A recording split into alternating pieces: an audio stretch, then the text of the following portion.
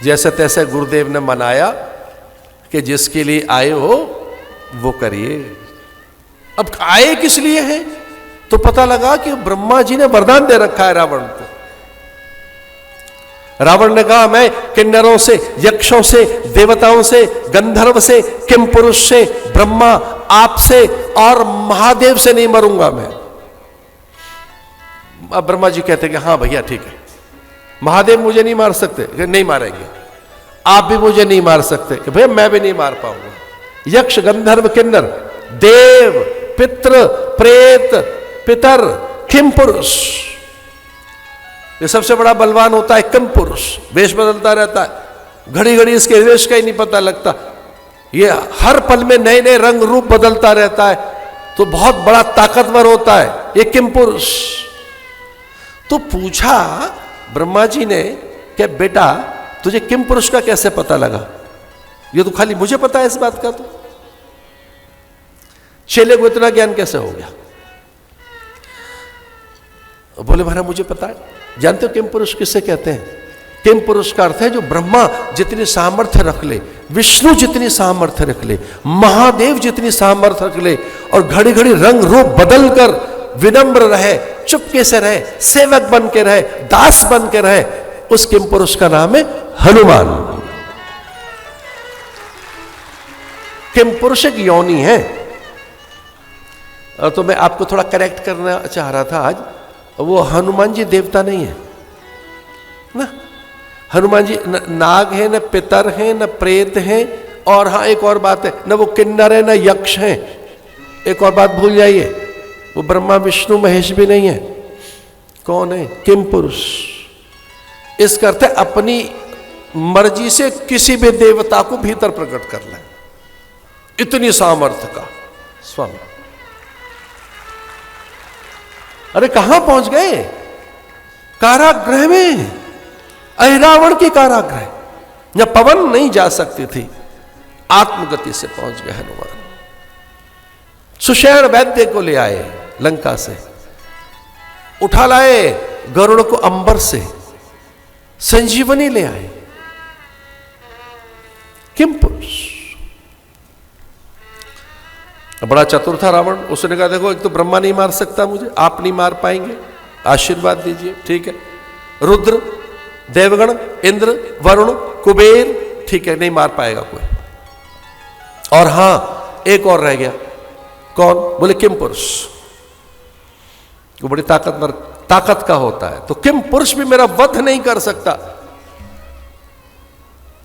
तो ठीक है, ब्रह्मा जी ने बातों में लगाया, और बस वो एक बात और हां करवानी भूल गया।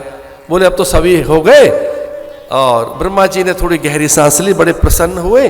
ब्रह्मा जी ने कहा कि इतना कठोर वरदान दे दिया आपने, और आप चैन की सांस लिए बैठे। बोले चैन की सांस इसलिए रहे, वो ये कहना भूल गया कि मनुष्य भी से न मरूं मैं, मनुष्य से, ये मनुष्य से मरेगा, मनुष्य मारेगा। लीन मनुज अवतार विप्रधैन सुर संत हित। अब राम जी ने कौन सा अवतार लिया है? विप्रधैन सुर संत हित, लीन मनुज अवतार। भगवान ने कहा मैं मनुष्य बनकर आता हूं, चलो। तो राम क्या बनकर आए? मनुष्य। राम ने कहीं ये बात नहीं कही कि मैं ब्रह्म हूं, अहम ब्रह्मस्य, रुद्रस्य, महादेवस्य, सर्वस्य। है तो वही सब।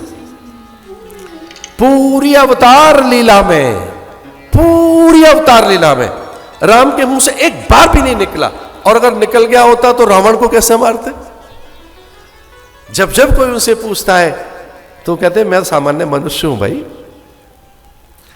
नाम राम लक्ष्मण दो भाई, संगनार सुकुमार सुहाई, यहाँ हरि निश्चर वैदेही, विप्र फिरत हम खोजत तेही। मैं भाई सामान्य सा मनुष्य हूं, नाम राम, मैं तो एक सामान्य मनुष्य हूं। बार बार याद करवाते रहे देवताओं को कि मुझे याद न कराना, अहम ब्रह्मस्य देवस्य रुद्रस्य शंकरस्य सर्वस्य अहम अहम। क्या है वो? अयम आत्मा गुडाकेशा सर्वभूताशय स्थिता। अयम आत्मा गुडाकेशा सर्वभूताशय स्थिता।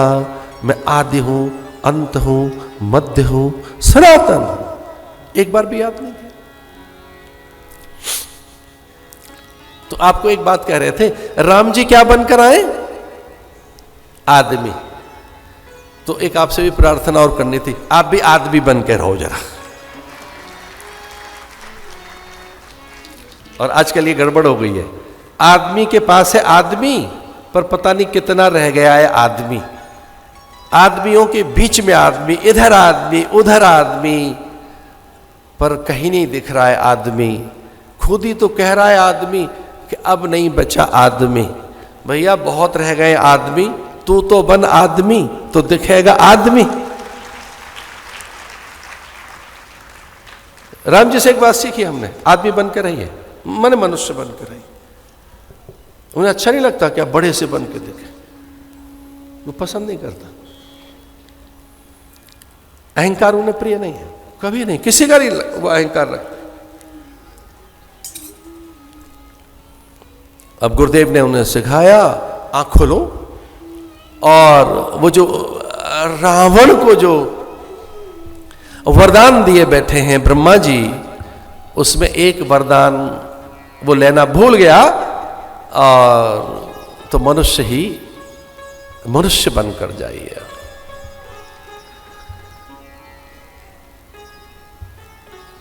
और इधर जैसे ही भगवान को याद आया, क्षमा कीजिए भगवान को याद था ही, लेकिन जैसे ही उन्हें याद कराया गया, ठीक उसी समय विश्वामित्र को याद आया।